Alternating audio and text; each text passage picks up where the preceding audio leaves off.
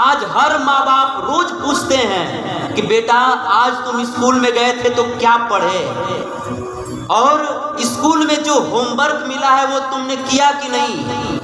हर माँ बाप अपने बच्चों से रोज पूछते हैं, याद करके पूछते हैं कि बेटा आज तुमने स्कूल का होमवर्क किया कि नहीं, बेटा आज तुम जो टिफिन लेकर गए थे, लंच लेकर गए थे, उसको खाए कि नहीं।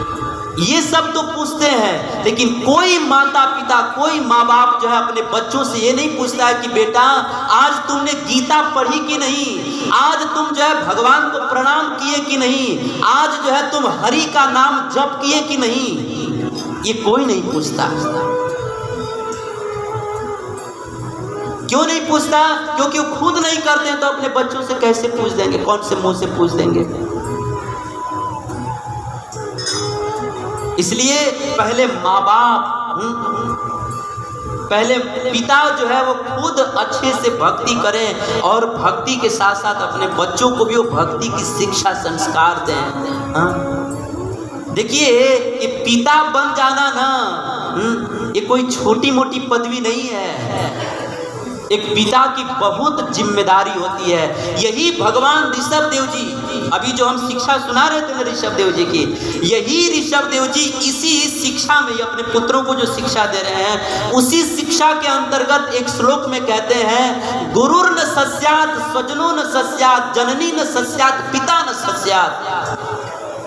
वे कहते हैं कि वह माँ नहीं है जो अपने बच्चों को भक्ति की शिक्षा न दे, वह पिता नहीं है जो अपने बच्चों को भगवान की भक्ति की शिक्षा न दे, भक्ति का संस्कार न दे। वो पिता नहीं है, वो पिता नहीं है, वो गुरु नहीं है जो भगवान की, अपने शिष्यों को भगवान की भक्ति की शिक्षा न दे। वो दुश्मन है। ये भगवान ऋषभ देव जी भागवत में ये बात कहते हैं कि जो माता पिता अपने बच्चों को भक्ति की शिक्षा नहीं देते हैं, वो माँ नहीं है, वो दुश्मन है। वो पिता नहीं, वो दुश्मन है। ये भगवान ये बात कहते हैं। इसीलिए आप सब लोग जितने भी यहाँ पर पिताजी लोग बैठे हो, माताजी लोग बैठे हैं, सबसे हाथ जोड़ करके निवेदन है कि आप सब लोग जो है प्रतिदिन अपने बच्चों से जरूर खुद भी भक्ति कीजिए और अपने बच्चों से जरूर पूछिए और उनको शिक्षा दीजिए। बहुत काम आएगा, बहुत काम आएगा।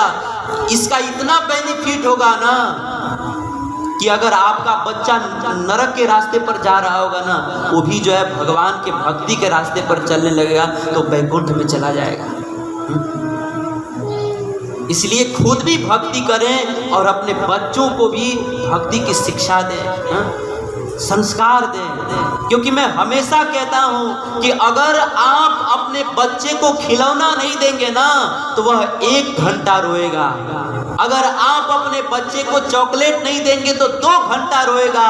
लेकिन अगर आप अपने बच्चे को शिक्षा और संस्कार नहीं देंगे ना तो वह पूरा जिंदगी भर रोएगा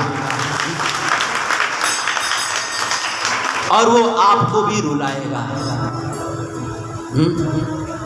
हमको बुढ़ापे की रोटी जो है हमारे बच्चे नहीं देंगे, हमको बुढ़ापे की रोटी हमारे दिए हुए संस्कार देंगे, हमारे दिए हुए शिक्षा संस्कार देंगे। इसीलिए बच्चों को भगवान की भक्ति की शिक्षा दीजिए, संस्कार दीजिए।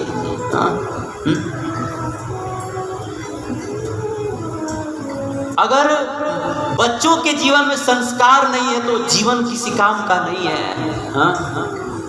जैसे मान लीजिए कि बहुत सुंदर गाड़ी हो, मान लीजिए बहुत सुंदर गाड़ी हो, उस गाड़ी का चक्का बहुत सुंदर हो, उसका लाइट बहुत सुंदर हो, उसका सीट बहुत सुंदर हो, उसका डिजाइन बहुत सुंदर हो, उसका मॉडल बहुत सुंदर हो, उसका सब कुछ सुंदर हो, लेकिन अगर उस गाड़ी में ब्रेक न हो तो गाड़ी किसी काम का है?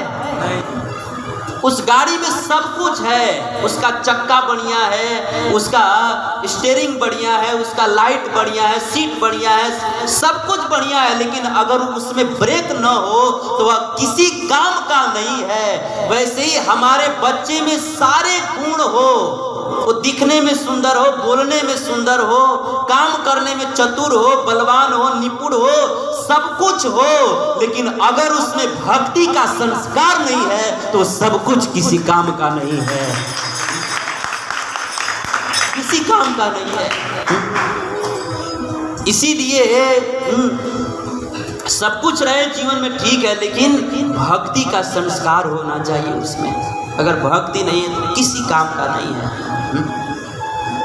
इसलिए एक पिता का कर्तव्य है कि वह अपने बच्चे को भौतिक शिक्षा के साथ साथ आध्यात्मिक शिक्षा दे। और मैं हाथ जोड़ करके व्यास मंच से निवेदन करूंगा कि इस बातों पर गौर किया जाए।